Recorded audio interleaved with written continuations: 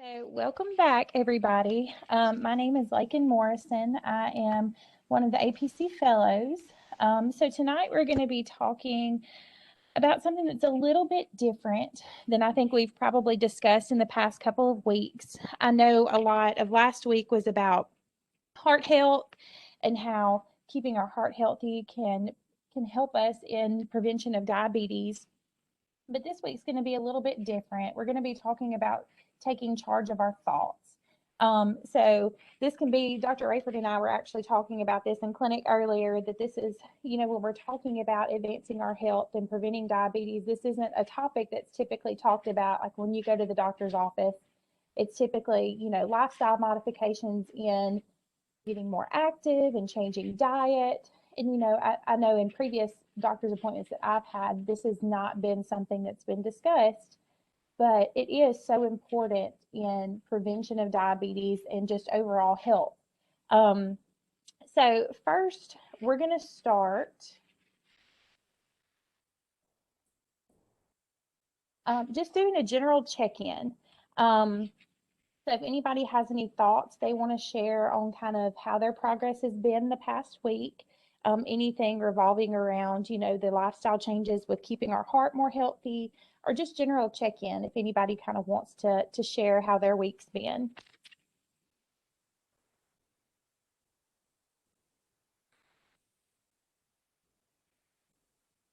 It's been a pretty good week so far. Good. Anybody else? Right. So we're going to go on. And one of the big things that we have to address when we're talking about taking charge of our thoughts is kind of differentiating the types of thoughts that we might have. So our thoughts can kind of be grouped into two different categories, and those are listed here: harmful versus helpful thoughts. So we're going to kind of delve into that a little bit tonight, kind of differentiate the two, as well as how, when we have these harmful thoughts, how can we take those thoughts and turn them into helpful thoughts? So we're going to first start out by talking about the difference between what harmful thoughts and helpful thoughts are. So can anybody tell me what their definition of a harmful thought would be? You don't have to do an example, just a general overview of when you think harmful thoughts, what does that define to you? Bad or negative thoughts. Yes, absolutely. And do we think that these types of thoughts help raise our risk of type 2 diabetes or lower our risk of type 2 diabetes? Raise. Yes, thank you so much. All right, so in the flip of that, so we've, kind of discussed harmful thoughts are things that get in the way of our progress. So, we've been working all these weeks on trying to advance, how well are we do with our eating and our fitness goals. So when we have those harmful thoughts, that kind of gives us two steps back. So in turn, does somebody want to tell me, when you think helpful thoughts, what do you define that as?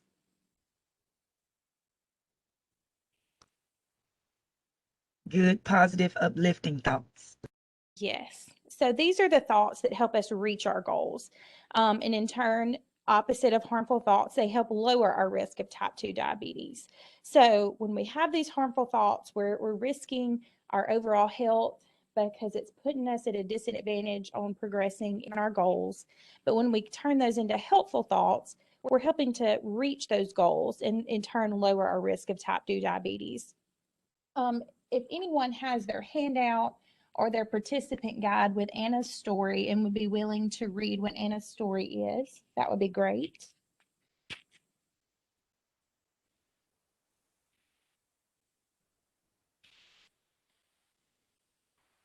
And if no one has it, I can read over it as well.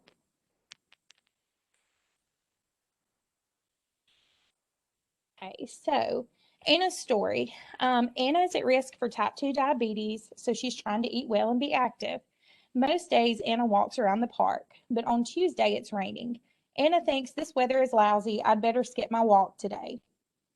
Anna decides to replace her harmful thought with a helpful one.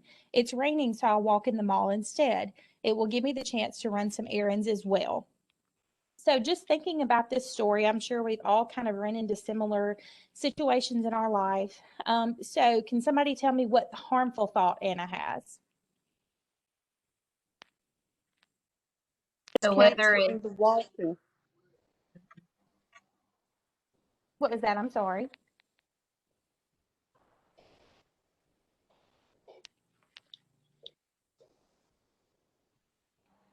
Just so the what canceling of her walking and yeah. the weather being a hindrance to her that made her change her plan. Right, absolutely. And so how does Anna take this thought and replace it with a helpful thought? What helpful thought does she replace it with? Instead of just going home and sitting on the couch, she decided to go to the mall instead because she knew it would be indoors and she would still be able to reach her goal for that day. Absolutely. Thank you so much. So yeah, she's telling, "Hey, it's raining, but that's not going to stop me from reaching my goal. I'm still going to do it. I'll just change the way I do it." So that just kind of gives us a good definition of how in our day-to-day life we're faced with these harmful thoughts and how we can turn those into helpful thoughts. Um, so is there any questions on definition of harmful versus helpful thoughts?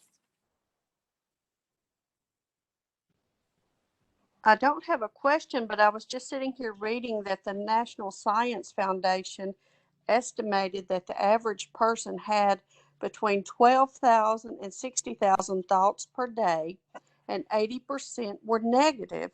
Oh, wow. 95% of those were repetitive negative. So they just kept saying the same thing over and over and over to themselves in a negative way. And just the percentage of more negative thoughts than positive thoughts. And I think the goal is to try to have a 3-to-1 ratio of 3 positive thoughts for every negative that pops in your mind. So with that, we must have a long way to go. For sure, for sure. That's some crazy statistics to think about. Um, so as Rebecca said, we obviously statistically it shows that this is a common occurrence for a lot of us. So this is not something that we can just bypass over and not think about. So we know that we have those thoughts. So how can we prevent them from happening? Or when they happen, how can we alter them to make them helpful thoughts? So under Anna's story, it just gives you a little bit of some examples on how to prevent making your action plan like we've done week to week. That is so crucial in developing, again, your action plan, how you're going to face these thoughts and make a change. Having a sense of humor. I think we can all say that 2020 dealt us with a card of hands that our hand of cards that we never would have imagined we would have had. And I think if we wouldn't have taken some of those moments with some humor and what else can 2020 throw at us, then it would have impacted us even more than it already has. Um, Take care of yourself. So some of the topics that we've talked about previously with managing stress, getting enough sleep, changing our eating habits and staying active, and then being around some people who practice helpful thoughts. So we can probably all think about someone in our life that everything that comes out of their mouth is negative. It's harmful thoughts just constantly, and we see how that impacts our mood and impacts our thought processes. So instead of doing that, focus on staying around someone that's constantly giving positive thoughts and helpful thoughts, and that'll translate in your life as well. So we've talked about the difference between them, and kind of briefly discussed on how to replace those. So can you all think of some harmful thoughts that you've had in your progress, in your journey to a more healthy lifestyle? Is there some things that you can identify just right off the top of your head that you're like, yeah, I've had this thought, like Rebecca said, a lot of them are recurring thoughts, something that's continually popped up into your head that you've thought, this is hindering my progress, this is making it difficult for me. Do any of you have any of those that you'd be willing to share?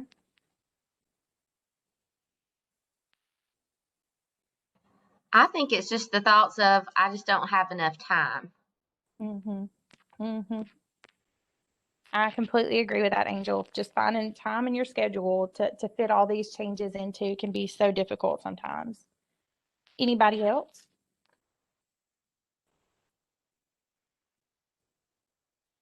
So there's some thoughts called labeling. where you identify actions or foods as good or bad. Mhm. And so you identify food as good or bad, and that's a type of thought distortion, um, because you put things in a two category thing with little room for flexibility. And so that's an example of labeling. So I can't eat this cake because it's a bad food, or I've been bad because I haven't exercised. Yes, thank you, Dr. Rayford. So, and I'm sure that once again, everybody's faced these, and there's things that you can think of. And so, when we have these harmful thoughts, how can we, get to the point where in our minds we're recognizing them as harmful thoughts, but also recognizing, hey, we need to change that. And, I put this stop sign on here to just kind of give you the mental image of when those harmful thoughts pop up in your head. It may take, the mental image of a car slamming on their brakes, or the mental image of this stop sign, to really catch yourself and be like, hey, this isn't a good thought for me to have. This isn't, helpful in my progress. And, it kind of triggers you to take that thought and develop it into a helpful thought. Um, so those of you that identified a harmful thought, is there any ways that you can think of offhand that you could change those thoughts into a helpful thought by putting those brakes on in your mind and saying, hey, let's stop, let's reevaluate this? Is there anything, I know, Angel, you shared about time. Is there anything you can think of that you could replace that with to make it a helpful thought?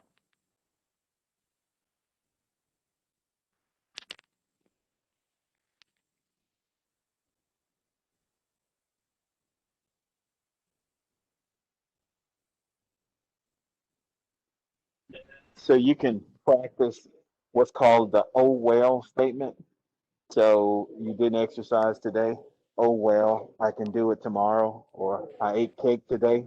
Oh well, I won't eat it tomorrow. So have a rehearsed "oh well" statement, and that can help you when you are dealing with the thought distortions of I'll never meet my goal because I didn't do this today. You have your "oh well," and then another way that you can do it is to focus on what the big goal is. And so, oh well, my big goal is not perfection, it's this. The oh well statement and the big goal. Mm-hmm. Absolutely. Thank you. So, I was just looking at one good way to just clear your mind of those thoughts so that you can let other thoughts in is through your structured breathing, your slow, deep breaths, and calming the mind, kind of emptying the mind, becoming more mindful, and bringing in those positive thoughts at that point as, kind of first clearing out the other.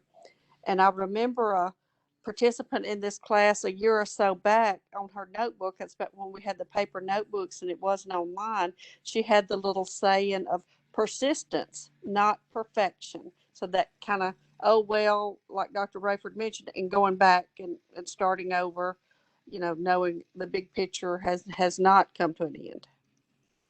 yeah, absolutely. And I love how you said mind, like having that moment to stop and breathe. I feel like that's another way of kind of giving our mind that mental stop sign of, hey, we've had this thought, let's take a moment, take a breather, and kind of think how we can work through this and how we can better ourselves and turn this thought into something that could be positive for us. Um, any other thoughts on that?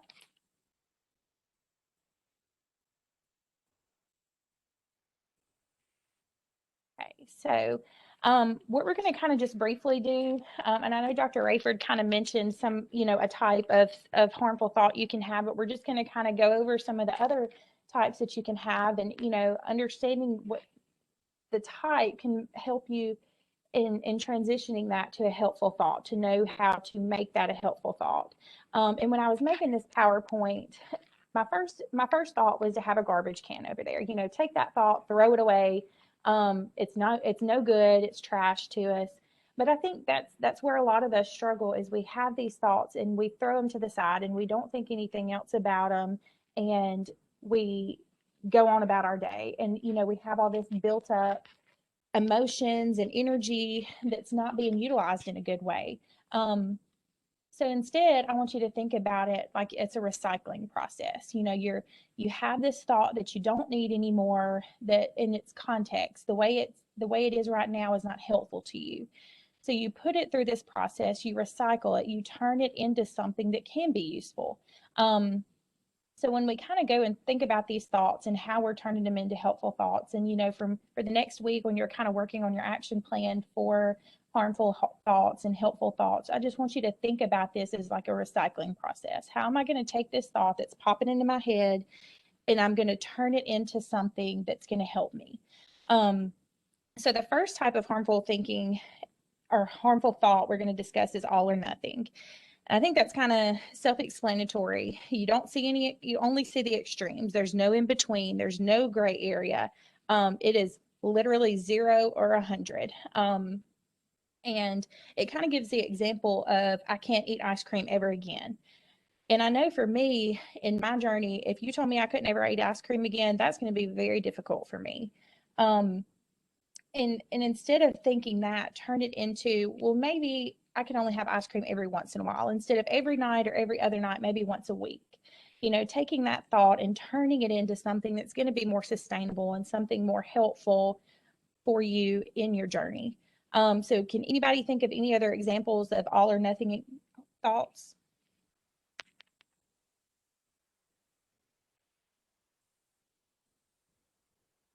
I would say thinking if we don't exercise our full 30 minutes at one time, then, there's no sense in doing it. Right. There's no, like you said, no in between there. It's you either do it 30 minutes or you don't do it at all. So that was a great example, Angel. Thank you. So that's all or nothing thoughts. The next is making excuses. And this is going to kind of be similar to Anna's story. You blame situations or other people for your mistakes. So, in Anna's story, her harmful thought was, well, the weather's bad. So that's going to impact my ability to exercise today. And, she took that thought and she was like, instead of letting the weather get me down, instead of, letting it hinder my progress, what I'm going to do is I'm going to just alter my plans. So that's one of the examples it gets to is, the weather. And I think we run into that a lot, especially with the way the weather's been the past couple of weeks.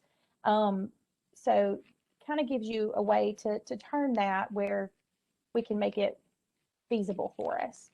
So does anybody have any other examples that you can think of for making excuses?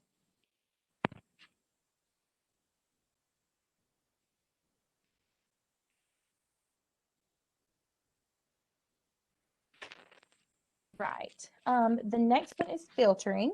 So you ignore the good and focus on the bad. You completely take any of the good aspect of something out and you only focus on what the bad parts are. So on here, their example is no one supports my healthy lifestyle. Not anybody. Nobody on the face of this earth supports what I'm doing. And they take that and they change it into, well, my friend Shelly supports it. And I'm sure there are times, this journey that y'all may have had similar thought processes, I'm doing this by myself. Nobody's here to support me. And I'm sure if you really sit down and thought about it, there's probably one, maybe two person, hopefully a group of people that you can think of that are here and want you to succeed. So does anybody have any examples for filtering that they thought of?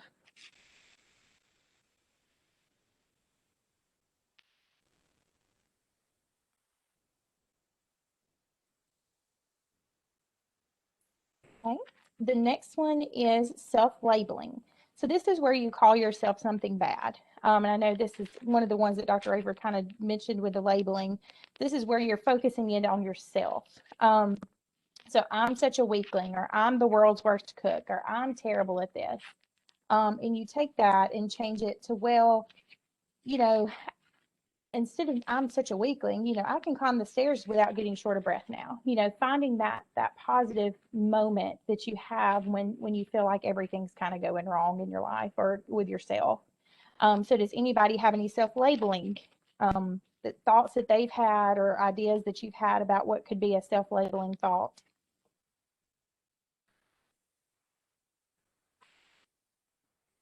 This one is probably the most common. People are saying, I don't have motivation, I'm lazy, I just eat too much, and so on and so forth. Mm-hmm. And those are the easiest ones to to, to go to, and it can be the most unhelpful. And I've known people that maybe once were heavier than they are, and maybe they've had some success, but not what maybe would be in their mind is complete success, and they still kind of label themselves as a failure, even though they have had improvement. But there's something about that one goal thing that hinders them, and they still label themselves as not successful in it. Absolutely. Absolutely. So the next one is comparing, and I feel like personally this is kind of one of the ones that I struggle with the most. So this is where you compare yourself with other people and you find yourself lacking. So this isn't where you compare yourself with so and so and you're like, man, I did that so much better than they did, or I lifted so much more weights than they did, etc. This is where you look in and you compare yourself with somebody else and you think negatively of yourself. So, comparing your weight loss with someone else's, or comparing your strength with someone else's, or even something small as comparing the healthiness of your lunch with someone else, can be detrimental to your thoughts and your progress and your success. And instead turning those on, they may have done this, but look at what I've done. Like Rebecca said, kind of this person may have had more weight loss than I have, but look at all the weight loss that I've had thus far. So can anybody think of any other comparing examples?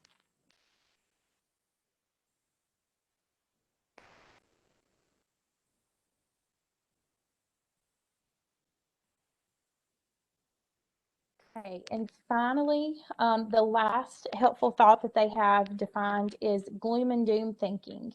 And this is where you assume the worst. Kind of like we talked about earlier, that person that no matter what you talk about, no matter what they say, it's the worst case scenario, the worst is going to happen to them.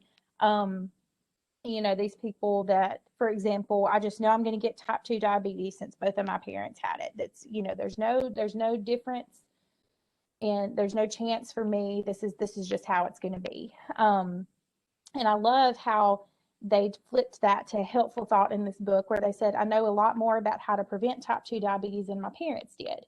And I think that's such the cool part about this program. Obviously, so many other cool things about it, but the knowledge and the education that we've had over the years that we've gained on how to prevent type 2 diabetes, we're at completely different places than our parents or our grandparents were at, and knowing how to prevent it. And really acknowledging that and taking a step forward that we don't have to be in the same place that our parents and our grandparents were, because we have the tools now to not be in that place.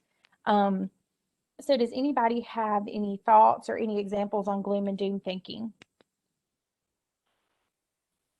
I So, know that sometimes if people will put affirmations or quotes or anything inspirational in common areas where they go, I've seen people start like on their bathroom mirror, because they go there kind of first in the morning when they're brushing their teeth and combing their hair, to kind of just see positive things about them. I've known people do things in their car so that when they're driving, they can see that positive affirmation, or yeah. something of that nature that kind of helps. And then to some degree, I've known people kind of have something in the environment that's kind of their secret cheerleader, for lack of a better word. Pineapple's been mine at times, but Mhm. anytime you saw a pineapple, be it the fruit or be it on a tablecloth or a little statue or anything, that's kind of your cheerleader cheering you on, your secret cheerleader. Pick a common item that you'd see fairly frequently that's kind of positive or that you like. Butterflies, just whatever. It's actually kind of cool that you said that, because one of the things that was in this presentation that had been shared previously was this concept of the awesome jar. And I loved this. And I actually had a friend that made me one of these one time. And it's kind of similar to what you were saying as far as developing that support. So you find a container, whether it be a mason jar, whether I went to Hobby Lobby the other day and there's absolutely no shortage on containers. So just something that you like the look of. And, take some time, sit down, really dedicate some time to thinking about your positive attributes the things you've accomplished in life, the things that you like about yourself, and you really being honest with yourself. I know for me, this would be a difficult thing to do sometimes. But just like I said, being honest and, you know, really looking at the best parts of yourself and tearing those off onto a piece of paper, each thought, and putting it in this jar, leaving it a place where you have your negative thoughts or stress, whether that be a specific area of your house or your workplace, or, you know, if you know every time you step on the scale in the morning, you're going to have a negative thought about yourself, putting it next to the scale, or, you know, wherever you tend to notice your negative thoughts occurring the most, and picking one of those things out from the jar when you have a negative thought pop up, and having that moment of, you know, I am pretty awesome. Like, I can do this. Look at what I've accomplished thus far. Look at the great things about me. And like I said, I had a friend that did this for me in nursing school. She actually filled it with positive thoughts that she felt towards me and how she felt that I was a good friend to her, and things like that, because it was a season, obviously, in nursing school that can be a little bit of a struggle. And she wanted to provide some words of affirmation and some positive thoughts for me. And I just remember thinking, after every hard day I had, I would pick one of those thoughts up out of that jar and glance over it and think, you know, I can do another day. I can, you know, can progress past this obstacle because this is what I've done thus far. And I think in our journey, that's a big important part is, you know, we're not the same people that we were a couple of months ago when this journey started. We've made this much progress thus far, and we can continue making progress because of the things that we've accomplished. Um, so just kind of touching back on our action plan log, um, developing that over in the next week. So really thinking about the areas of your thoughts that you struggle the most with, looking at those different categories. Which one do you struggle the most with, or what thought in particular do you struggle the most with, and developing an action plan based around that, or based around harmful thoughts in general. You know, just remembering to keep that plan realistic and doable, specific, and flexible, because once again, we are still in a learning process here, as we will be for the rest of our lives. So just having some grace with ourselves and continuing on doing the best that we can and growing from that. So I encourage you and challenge you this week to just really kind of think on this stuff and think of the areas that you can grow in your thoughts and in your mind to help prevent diabetes and help keep yourself overall physically, mentally, emotionally healthy. So is there any other thoughts, questions that any of you might have? One thing that's kind of opposite the awesome jar, and I think maybe in psych nurse practitioner school or something we did this, but it's where you would write down the negative thought or that recurring thing, and literally with a match catch it on fire. You had to be have safe and all in the sink or something like that. But something about seeing that burn and disappear in front of you kind of in a way seemed to take it away a little bit maybe, but that actual burning of the paper that had that negative thing on it was helpful to some. Yeah, for sure. All right. Well, that's all that I have. If there are no other questions.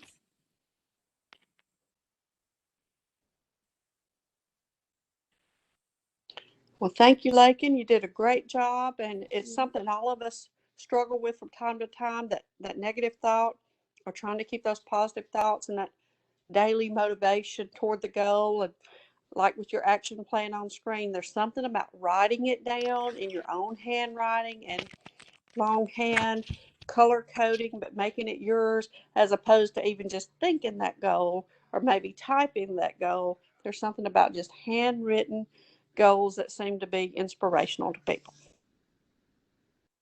Anything else, Great job. Dr. Rayford? No, just great job, Lakin. This is it's not something you hear a lot about as far as topic wise, but it's probably one of the key topics underpinning lifestyle change, the role that our thoughts play in helping us or hindering us. And so, um, you know, I encourage you to take a look at this one, to go back and to go back and look at it again, and and go from there. Yeah, well, everybody have a good evening. We'll give you back a little bit of your evening, and we'll see you next Tuesday night.